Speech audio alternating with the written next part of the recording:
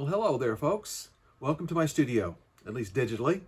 And the video that I'm about to cue up here will give you a demo and looking at some student work as well of painting with watercolor using a monochromatic palette, meaning one color, monochromatic. And you'll see both student work and my working through the process as well, and you'll get to see some of the details of how I do that. And then on the back end, there's also a dichromatic or duo-chromatic painting, which is another sort of the next step we could go into. We're not going to do that in class usually, but it's nice to see it and then also look at some of the handouts that I've given you guys that show that idea of working with two colors as either a finished painting or as the beginnings of a more full-fledged color painting. Anyway, we should probably jump on in and take a look. If you have questions, you guys all know how to email me, text me, etc. Till the end, let's get started. Well, each of these students is working on a piece with choosing their own particular color, doing monochromatic here, and building up layers of lights and darks, either using layering or single layers. That's up to you guys, of course. We looked at that before. And you can choose whatever color you want, either the color that you think is the main color, or the most interesting color, or a color that you feel like you can paint on top of. So here's mine. I've already done my drawing and got my first layer or two of color laid in. Just one or two layers of that one bluish green. And then we're going to get started with the rest of this process. You'll get a chance to see what I'm doing. Now, since I've been out looking at what you guys were doing, mine has dried a good bit. I haven't done a lot more, but I did a little more drawing on the other side, where I'll do two colors instead of just one. And I'm going to do a little bit of erasing on the one I've done.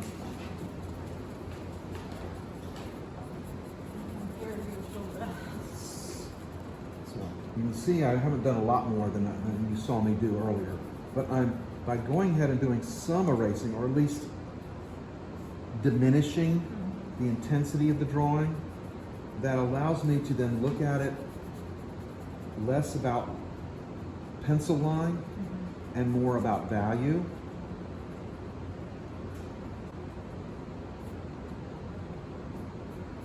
Probably don't want to do completely because I need those lines to help me get where I'm going. But now I've got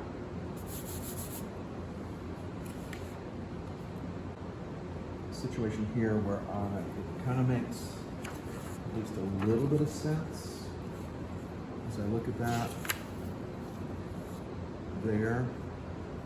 I should go down to my car and grab my sketching kit because we've got clips that I can hold all this stuff in place. But as I'm looking at this, now it's time to say, okay, these are basically right. This is probably too low. See, I put it a little too low. I've got a little too much of, there's this, and then where's, this is that light here, but it's too far down. So I could come back and I could squeeze, push it up a little bit. I might even be able to, I could even take my water and maybe kind of pull some value off. But I'm not going to worry about it too much because it's a demo anyway. But the idea of getting some sense of that light and dark, I come back to those same two colors I did earlier. My very green, no, I'm changing those words. My very blue-green and my kind of greenish blue, which has got a little more blue and not really purple. It's what I was using, and I'm thinking as good as the point this one kind of has on it, I might want to switch to a smaller brush at this point because it's a fairly small piece, but I don't have to. But what I might want to do is, as always, I want to then probably have a paper towel in my hand so that I can put color down. I didn't realize I touched it with the back of the brush. But now I can come in and start pushing. I've got very light and middle, but I might want to push a little darker. Then coming in to maybe here And coming back in and saying, okay, so there is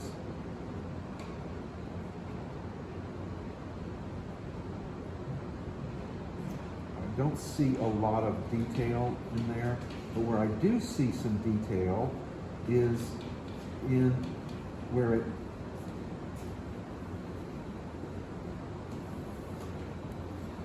those little the lights there. So I probably need to have some stronger contrast, because what I'm doing is I'm painting right up here, from up here, even though I've got my proportions a little off.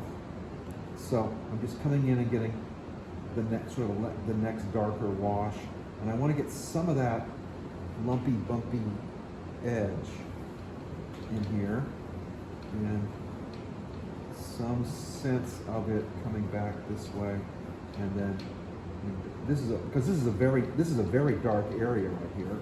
So I definitely want to get this area a little darker than it is, and then there is a place in there where it's a little less dark, right here. So I've kind of come around the outside edge of it. That's using that idea of the silhouette, the silhouette a little bit, just simplifying what I'm doing, and then it comes up. Nope, it doesn't go that way, it goes the other way. Would you like hearing that? I make mistakes. If this frizzle is going to be my go-to, I need to accept that, the mistake is just as important as the non-mistake sometimes. Yes, it's nice not to make a mistake. Now, I think this is way too low over here. It's got to come up higher. There is a break right here where it sort of comes this way, but then there's the other part back here, so it's got to be almost as dark.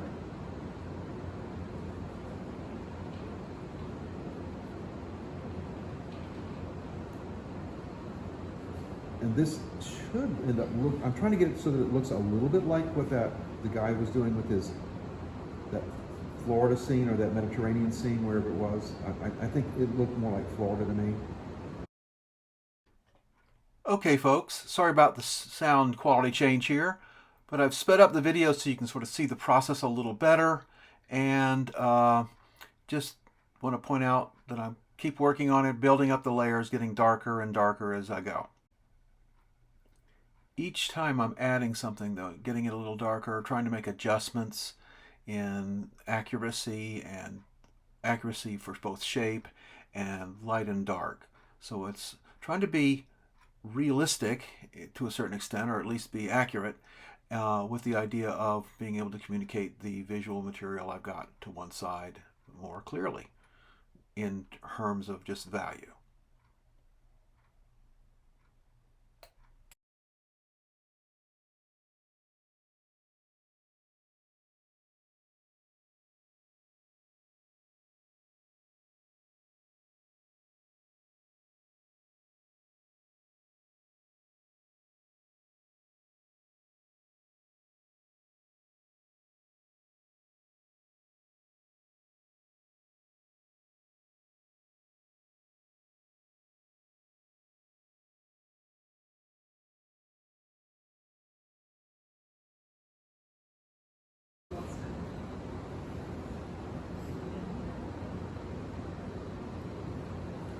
Okay, so yes, it's probably good to take a look at what each other has done.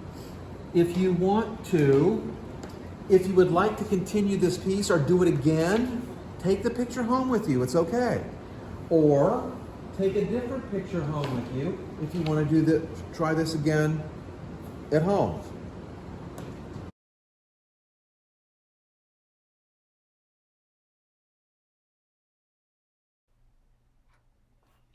Okay, folks, here's the duochromatic version of that same image.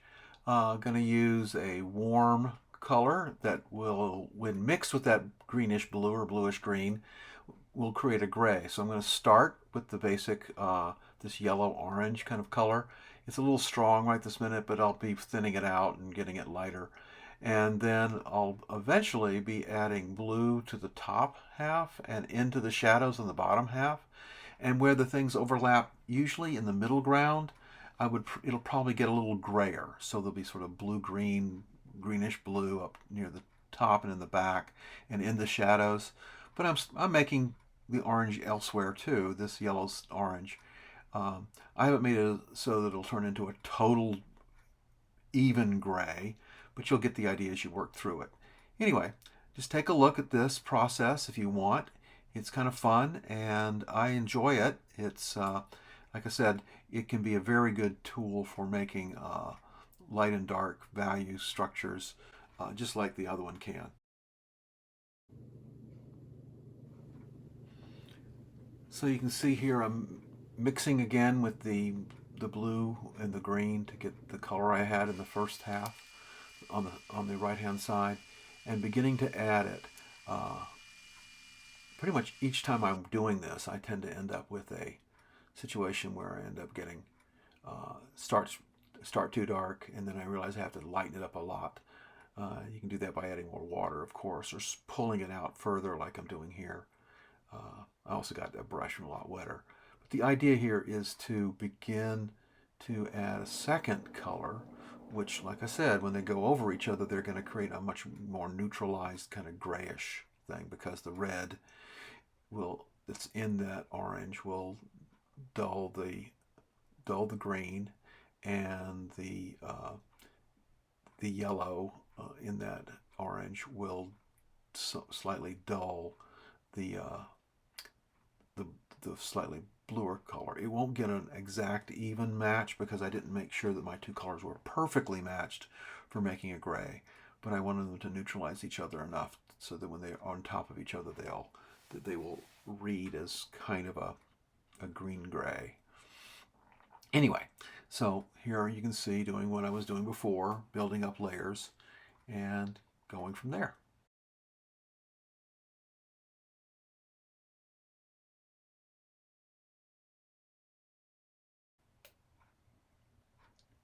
Well, I guess what I would want to say as I wrap this up is you'll see I'm mostly making small adjustments at this point.